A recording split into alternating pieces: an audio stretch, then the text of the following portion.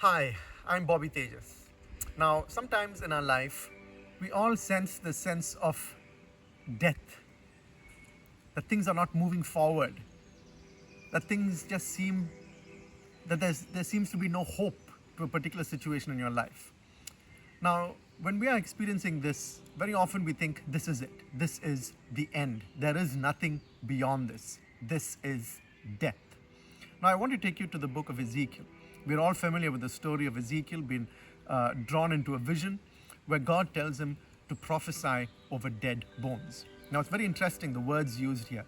They are not just dead bones, but they are dry bones, signifying that it's dry and there's no hope, that nothing can be done with these bones.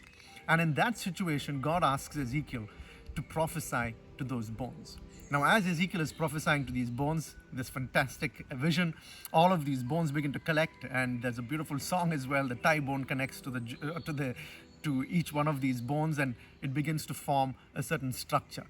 But then they're just bones still and flesh. But then God, in between, stops him and asks him to prophesy breath into into this newly formed structure, and then Ezekiel prophesies breath into it. Now, what does this mean for us in our situation? It means that God has the power to bring hope in hopeless, impossible situations.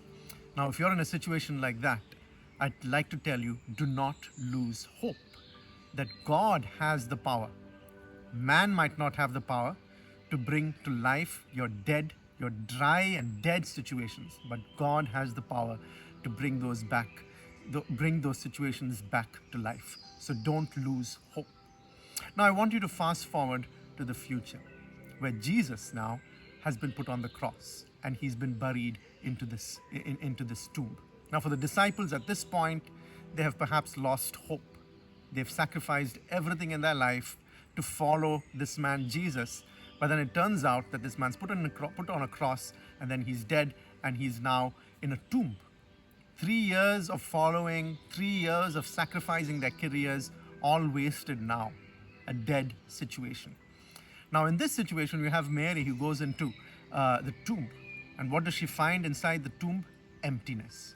Now, in our lives, again, we might be in a similar point of our phases in a similar phase in our own life, where we walk into a situation and there's emptiness. But look at this. There is a very interesting type of emptiness in what Mary encounters. It's a good emptiness. She goes in looking for the body, but Jesus' body isn't there because he has been resurrected.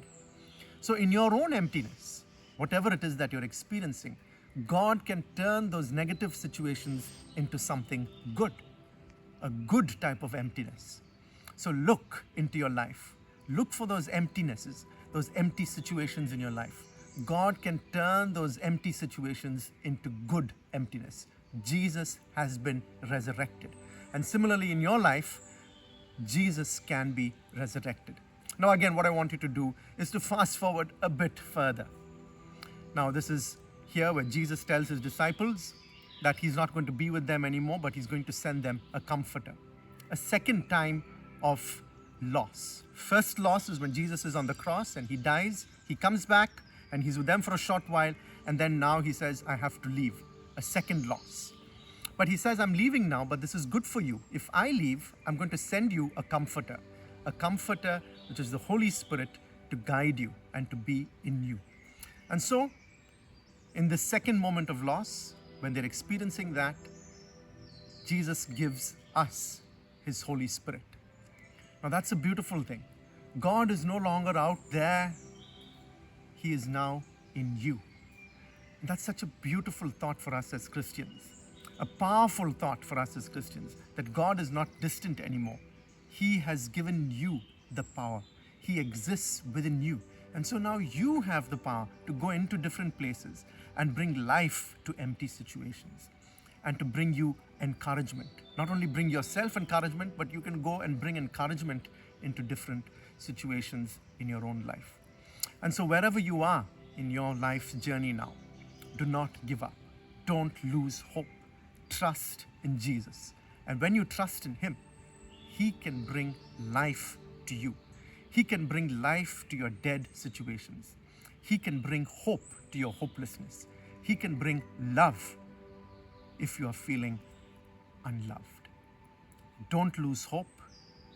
Trust in Jesus and the power that the Holy Spirit can bring to your life and to the lives of those around you. Thank you very much.